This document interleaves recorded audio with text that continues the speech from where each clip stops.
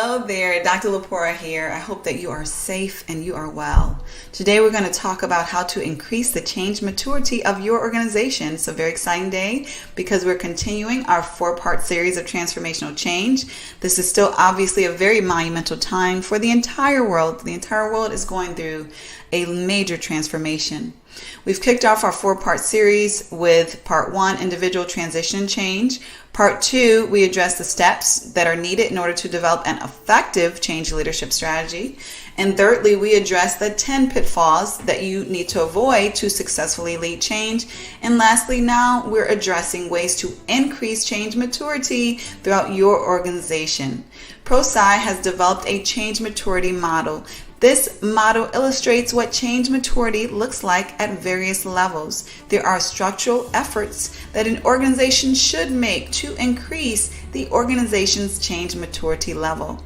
These are evidenced on a high level in this change maturity model that has been developed by ProSci. However, today we're going to talk about those foundational changes that will make such structural change maturity possible. So for one, if your organization wants to increase its change maturity, you should first focus on building a culture of continuous learning. Now, how do you do that?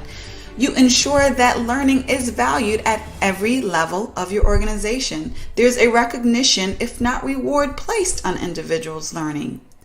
Individuals are encouraged, if not required, to learn best practices for their respective roles and areas of work. The standard that the American Society of Training and Development has set is 40 hours on average per year of learning per employee and team member. They would suggest that organizations with a continuous learning approach often train their employees, their team members, at least 40 hours per year. So beyond tactical ways to measure continuous learning is also recognized by a culture of openness and flexibility. In an organization dedicated to continuous learning, you will not hear, well, that's how we've always done it, so that's how we're going to do it. Or if it's not broke, there's no need to fix it. What you will hear is an eagerness to learn more. You will see an acceptance that things can always be better. You will see a habit of curiosity and even humility. Organizations of continuous learning understand that good is the enemy of great and that there are no perfect organizations. Therefore, there's always room for improvement. So they are consistently dedicated to learning those ways to improve. Another way to work on the foundation of change maturity is to allow risks. Change requires risk. Transformation requires even more risk. As we discussed in the last video, transformational change means doing something new. When we do something new, we are facing the unknown, a lack of predictability. If healthy and calculated risk is discouraged in your organization, then so is change. You cannot make a change happen without taking risk. In accord, you must practice forgiveness of mistakes in an organization to increase the change maturity of your organization.